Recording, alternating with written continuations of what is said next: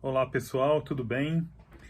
Estamos aqui de novo, né, no seu canal, Licitação e Gestão, onde nós sempre estamos conversando aqui sobre assuntos interessantes e trocando informações sobre licitações e contratos administrativos, sempre com uma pegada de gestão que é a coisa que me fascina, afinal de contas, sou formado em administração de empresas, né? Para você que não me conhece ainda, meu nome é Frederico.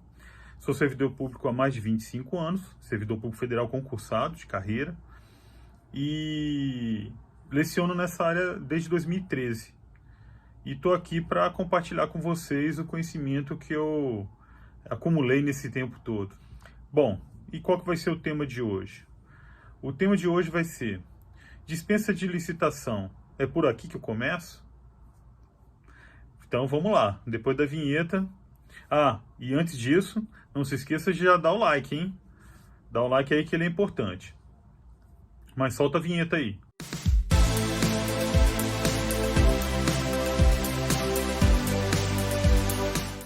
Bom, gente, é o seguinte, hoje nós vamos falar de dispensa de licitação. Eu já falei em um outro vídeo, alguma coisa, né? Mas aqui eu estou trazendo outras informações sobre dispensa de licitação. Para quem não sabe, a dispensa de licitação já existia, né, desde 93, pelo menos, né, com base na 8.666 de 93. E são várias as hipóteses que estão elencadas ali na lei.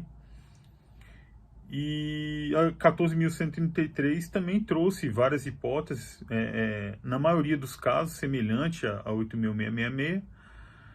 E lá, tanto a dispensa quanto a inexigibilidade são tratadas como hipótese de contratação direta, né? Esse termo contratação direta acabou sendo consagrado pelo uso dos servidores públicos em geral. A gente sempre falou, foi contratação direta. Ou era dispensa ou inexigibilidade. Então, isso aí acabou sendo incorporado pela nova lei, né? Um negócio interessante. E a dispensa, diferente da inexigibilidade, são casos em que há competitividade sim, tá? Na inexigibilidade não há competitividade, não há possibilidade de competição. No caso da dispensa, existe competição, só que por uma questão de ordem financeira, econômica, ou aspecto de eficiência, né, de pura gestão, passa a ser mais interessante você fazer uma contratação por dispensa de licitação, que é um procedimento mais sério, mais simples, né, mais simplificado, do que você fazer propriamente uma licitação. Existem vários casos, obviamente, eu não vou falar deles aqui, esse não é o objetivo desse vídeo.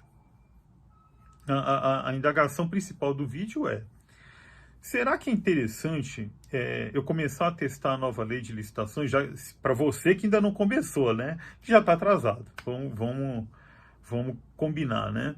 Mas assim, não fique triste também, tá? Você não está só nesse mundo.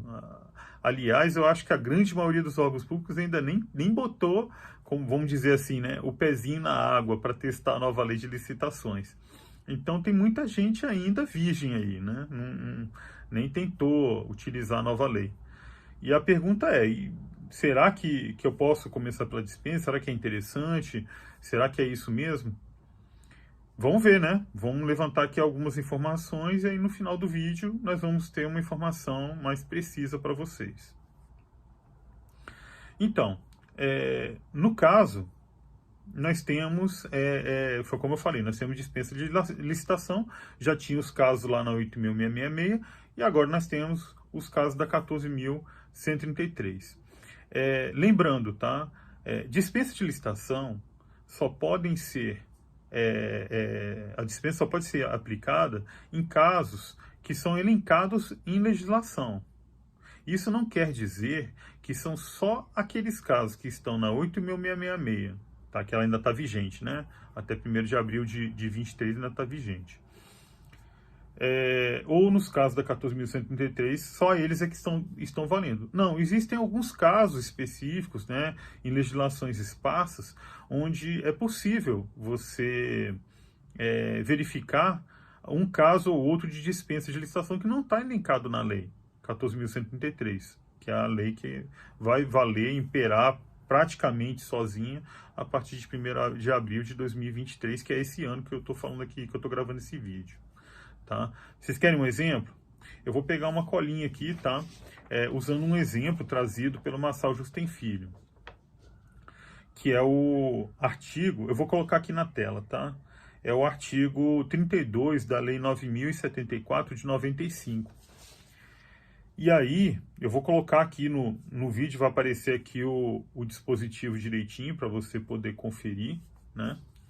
E é um caso muito específico, né? Não vou nem entrar em detalhe aqui. Prosseguindo, né? Eu queria focar principalmente nos 2 casos principais que são os de dispensa em razão do valor. Nós temos 2 casos de dispensa em razão do valor que estão lá nos incisos 1 e 2 do artigo 75 da lei.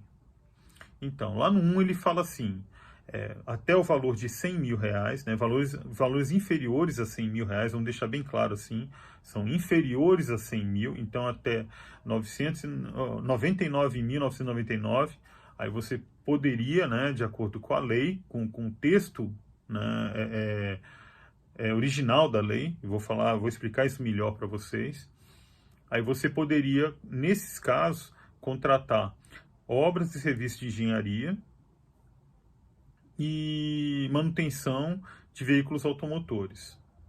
No inciso 2º, a gente fala num limite de R$50.000. E aí, nesses casos, são para compras e serviços gerais. Beleza, só que a coisa não é tão simples, porque existe uma atualização monetária. Eu já falei isso aqui em outros vídeos. E isso ocorre todo ano. Então, no final de 2021, lá no dezembro, no apagar das luzes, saiu um decreto que já atualizou esses valores. E depois veio um decreto novo, agora no apagar das luzes, em dezembro de 2022, que atualizou novamente esses valores com base no IPCA-E. É o que está lá na lei. Esse é o índice que atualiza esses valores ano após ano.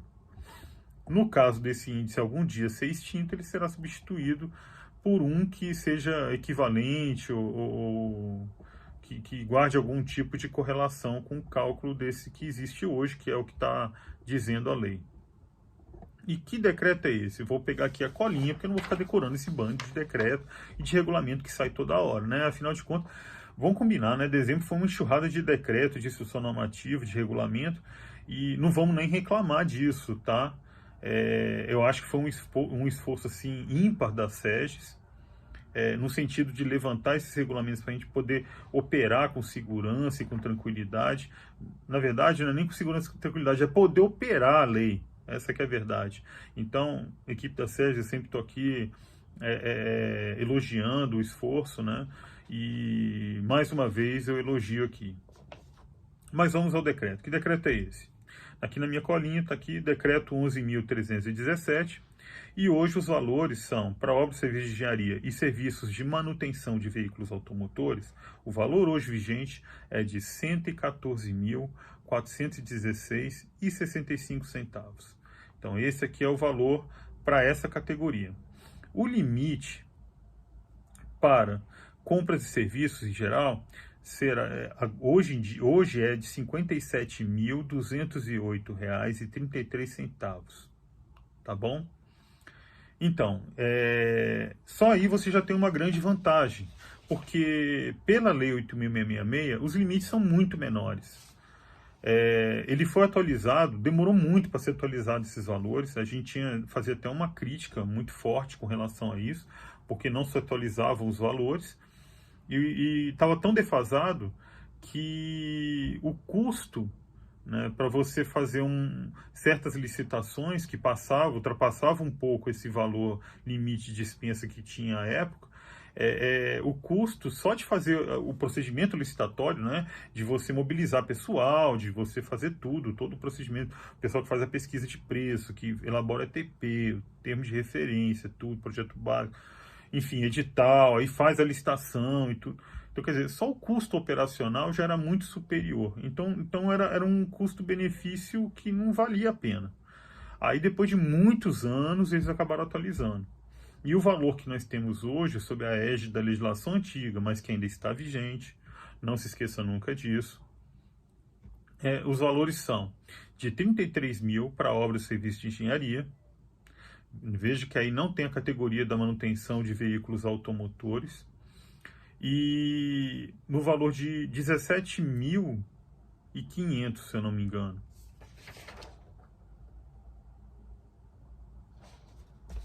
17.600, tá vendo? Nada como ter uma colinha à mão. Então, 17.600 para compras e serviços em geral. Veja que os limites para dispensa, com base na legislação antiga, são bem inferiores da legislação nova. Opa! Já é uma grande vantagem você já começar a utilizar a dispensa com base na Lei 14.133, não é verdade? Mas para isso você tem que ter um regulamento. E cada estado, Distrito Federal, município, todo mundo tem que ter um regulamento. Ou se apega ao artigo 187 da Lei 14.133 de 2021, onde se permite que qualquer ente da federação utilize os regulamentos expedidos pela União. Então, é uma opção, né? Agora, tem um detalhe, tá? Se você é um município que já está utilizando, já aderiu ao sistema Compras.gov, certo? Então, você obrigatoriamente acaba utilizando, de tabelinha aí, a Instrução Normativa 67 de 2021 da SEDES. Por quê? Porque o sistema já é modelado com base na Instrução Normativa. E eu sei por que você já aderiu ao Compras.gov. Porque você, quando tem que utilizar, vai utilizar dinheiro proveniente de transferências voluntárias da União, lá desde o advento do decreto 10.024 de 2019, você passou a ser obrigado dessa forma. E aí você teve que aderir, não é verdade? E aí por isso que você já utiliza. E de tabelinha você já está usando o regulamento federal. Então, nesse caso, fica tranquilo, a não ser que você queira complementar algum detalhe que o regulamento ficou silente, né? Tipo, estabelecer um prazo mínimo para que as empresas respondam ao seu chamamento lá no chat, né? Então, alguma coisa desse tipo, que, assim, são detalhes que estão, inclusive, lá no regulamento do Ministério Público da União, tá? Se você gostaria de ver mais detalhes desse regulamento do Ministério Público da União, que é o órgão onde eu trabalho, eu vou deixar um link aqui na descrição, aqui no YouTube, para você poder ter acesso a esse normativo. E aí você pode usar ele de base para desenvolver o seu regulamento próprio aí no município que você trabalha. Bom, então, prosseguindo. Aí nós temos 3 limitadores, tá? Com base, por causa dessa questão das dispensas em razão do valor. Então, quais são os limitadores? Aí você vai ter que ir lá no parágrafo 1º do artigo 75, e lá tem 2 incisos. E lá eles falam assim, primeiro, é limitado ao exercício financeiro. Então eu vou contar, tá? Eu tenho limite aí de 57 mil e uns quebrados, na verdade, para compra e serviço em geral. Então, eu vou juntando ao longo do ano, a partir de 1º de janeiro até 31 de dezembro, eu vou somando as compras, né? Ou serviço, ou contratação de serviço, até chegar ao limite de 57 mil e quebrado. Se eu passar disso, aí eu já estou furando a legislação.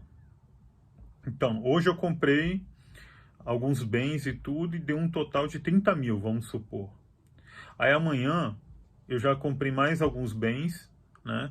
E eu cheguei em mais 20 mil, então já deu 50. Se amanhã eu vou fazer outra compra e o meu estimado está em 8 mil, recomenda-se que já passe para uma licitação, tá bom? E aí você vai escolher lá a modalidade, o critério de julgamento, né? Então aí é um outro caso e já é um pouco mais complexo, não é verdade? Bom, prosseguindo aqui. Então esse é o primeiro limitador, tá?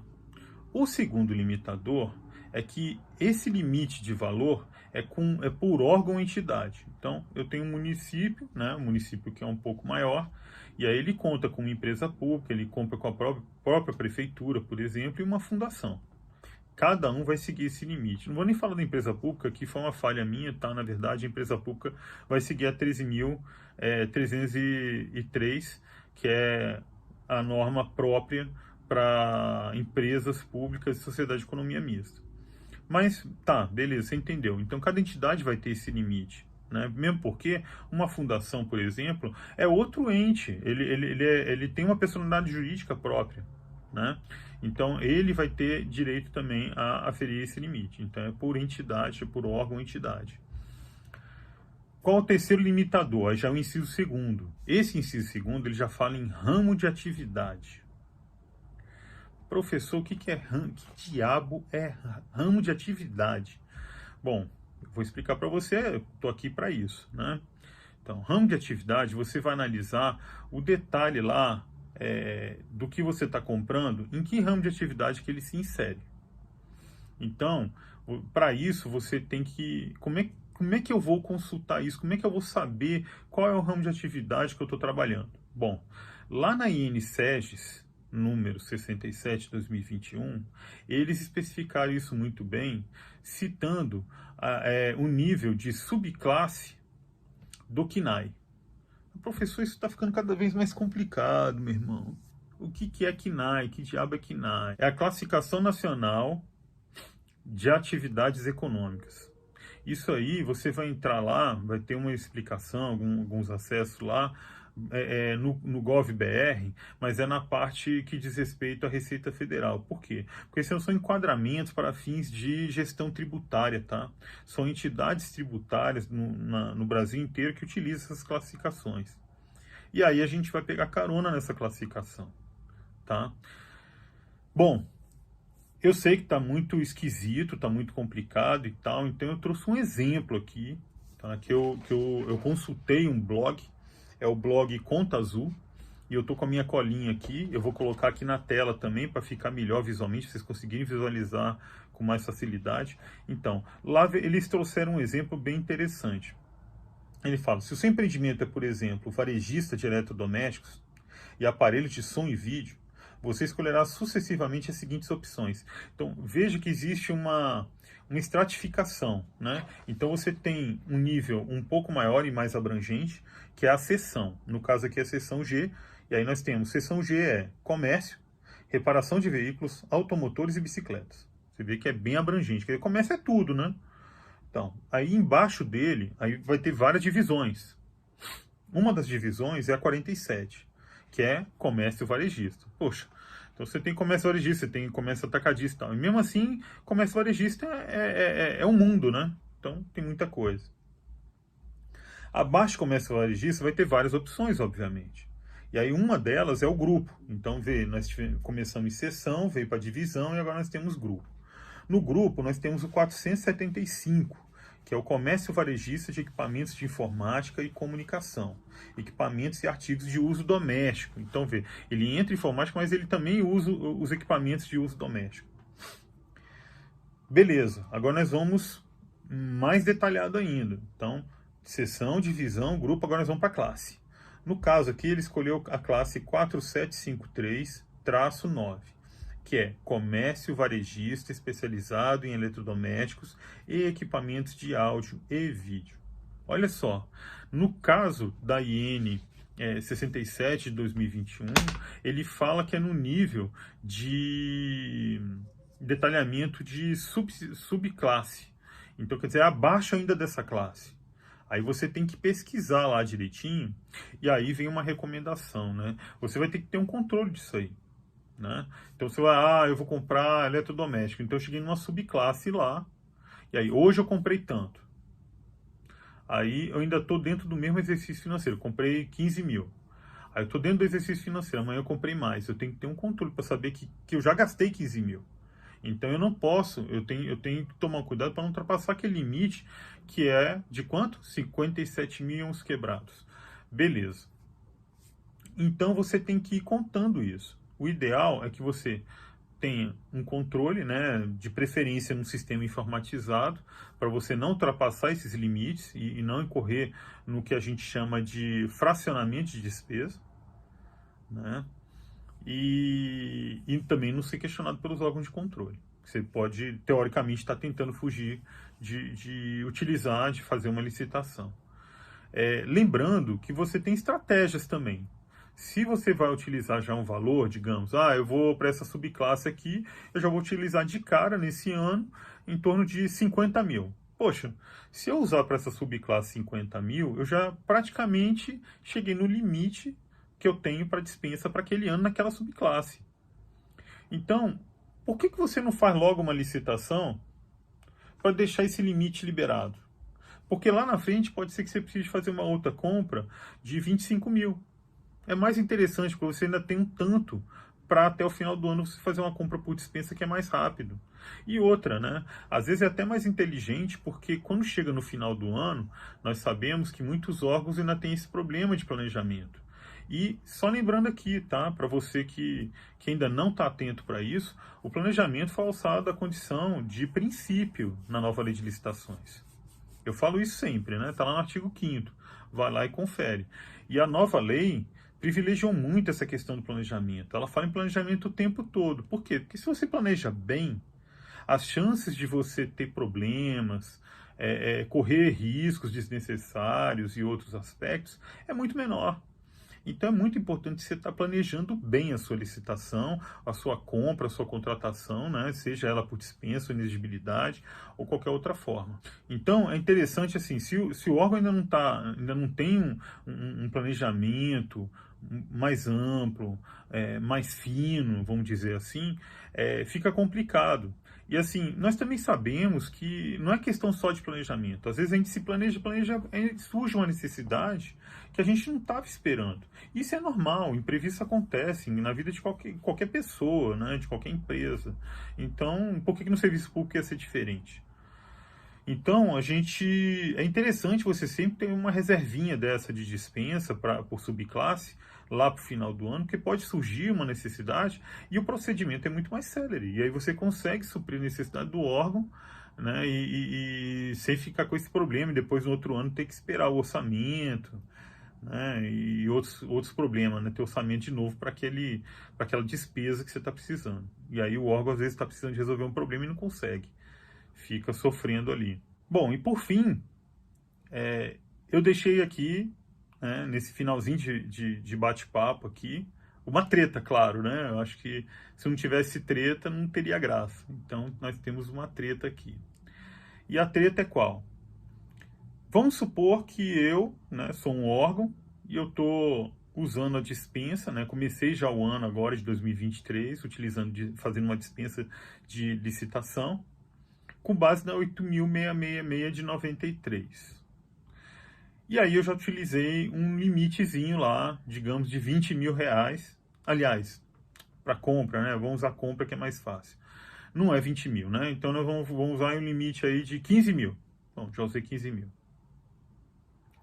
Aí eu te pergunto, a partir de março, eu passo a usar dispensa com base na 14.133.